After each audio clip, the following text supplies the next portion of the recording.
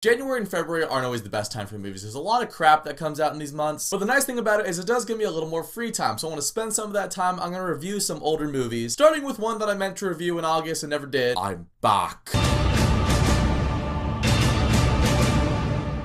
So Terminator 2 Judgment Day came out in 1991, once again directed by James Cameron. It's the sequel to the 1984 sci-fi classic The Terminator, which you can check out my review for the original Terminator that I did over the summer if you want. But it takes place about 10 to 11 years after the original Terminator. So John Connor is now a kid. Sarah Connor is in a mental institution because no one believed her story about the Terminator, about Kyle Reese being sent from the future, about her son being fathered by a guy who's not even born yet. And while in the first Terminator, back in the future, the machine sent a Terminator back in time to kill Sarah Connor, they also had a plan B. They sent another Terminator, the T-1000, this time a liquid metal Terminator, back into the 90s to kill John Connor in case that first one failed. And just like in the first movie, the Resistance sends someone back to protect John. So in the first movie, they send Kyle Reese, a soldier, back to protect Sarah. In this movie, though, they take the same model of Terminator in the first movie, the T-800, they reprogram it, and they send him back in time, this time to protect John Connor. Terminator 2 is one of those sequels that a lot of people say is better than the original. I have flip-flopped a little bit on my opinion on that, but as of right now, Terminator 2 I do think is better and more exciting and just more awesome than the first Terminator. And that's an incredible feat because the first Terminator is one of the best sci-fi movies of all time. I vividly remember the first time I saw this movie. This was actually the first rated R movie I ever saw. I was in middle school, I was at a friend's house. I didn't know what to think of it. I'd heard of the Terminator, I knew Arnold was the governor at the time. And I was getting set up, getting into the world of the movie, but by the time that they have that whole chase in the LA River with the giant semi-truck, Arnold on the motorcycle protecting John Connor, cocking his shotgun by just twirling on his side, I was riveted. I was completely into the movie. What's crazy is when I'm showing someone the Terminator movies for the first time, I try so hard to give them as little detail about Terminator 2 as possible. I saw Terminator 2 before I saw Terminator 1, so Arnold was good in this movie, I knew that. But imagine seeing Terminator 1. Arnold is the villain, one of the best villains in sci-fi history. He's just this unstoppable machine. In Terminator 2, both Robert Patrick and Arnold are sent back in time. You don't really know who's good, who's bad. They're both looking for John, playing this cat and mouse game. And then when you get into that mall hallway and John is cornered between the two, Arnold just says,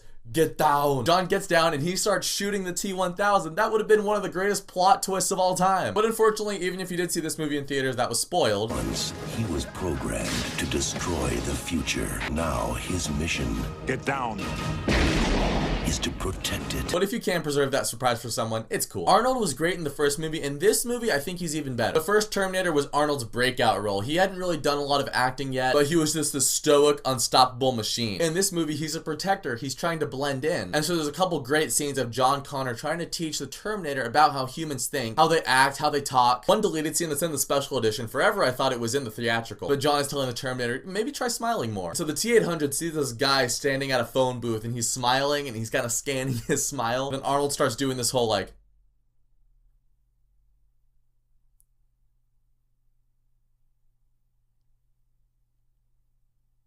trying to mimic that guy's smile. I love that scene. But it's not all levity too. There's a lot of heart behind it. The T-800 trying to understand why is John crying. He's not physically hurt, but the T-800 just doesn't understand emotion. And seeing him kind of come to grips with that throughout the movie is awesome. It's really where the heart of this movie lies. And following Arnold being the villain of the first movie, you need another great villain to lead the second one. Robert Patrick as the T-1000 is one of my favorite movie villains of all time. First of all, in standard sequel fashion, this movie is a lot bigger than the first movie is. The first movie kind of has a low budget, almost indie type of feel to it. In this movie though, there was some groundbreaking CGI with this, is the Terminator is liquid metal, so he can just automatically repair himself as he's chasing down John Connor. He can also take other forms, so he can disguise himself as other people. There's a great scene in the final fight of this movie where the T-1000 takes the form of Sarah, and he's trying to bait John. I'm not really going to go into it more than that because I don't want to spoil anything, but that scene was awesome. And Sarah Connor in this movie is a much different person in the second movie than she is in the first movie. In the first movie, you know, she was a waitress, she was kind of thrown into the situation, she was nobody special. But in the time since the first movie, she's been trying to get John ready for this apocalypse that's gonna happen. She's really hardened, really cynical, and she's one of the coolest female characters in cinematic history. Like her and Ripley, the two best. And one thing I think this movie does have over the original is that this movie is a lot deeper than the original. Not to say the first movie didn't have layers, because it did, but in this movie they dive more into like, is the future really set? There's no fate but the fate that we make for ourselves. And also a scene that happens partway through this movie is that there's this guy named Miles Dyson. This guy is ultimately going to be the one who causes Judgment Day, and Sarah goes to take him out because if she can take him out, she erases the future and Judgment Day never happens. So she is trying to kill somebody to alter the course of the future. Essentially, Sarah Connor is now a Terminator. And it's things like that, and again, the stuff with Arnold and John and him trying to understand humanity, it just makes this movie really exciting. And while in the first movie they're on the run the whole time, they're being hunted the whole movie, in this movie, the second half of the movie is pretty exciting because it gives them a chance to fight back, because there are certain things they can do to prevent Judgment Day. And Sarah has a line in the movie, something along the lines of like, I always thought I knew what the future held, but now we're in uncharted territory. Just adds to that feeling of excitement in that last like 40 minutes of the movie. And the very end of this movie, I'm sure a lot of people know what happens, but without spoiling anything, I cry.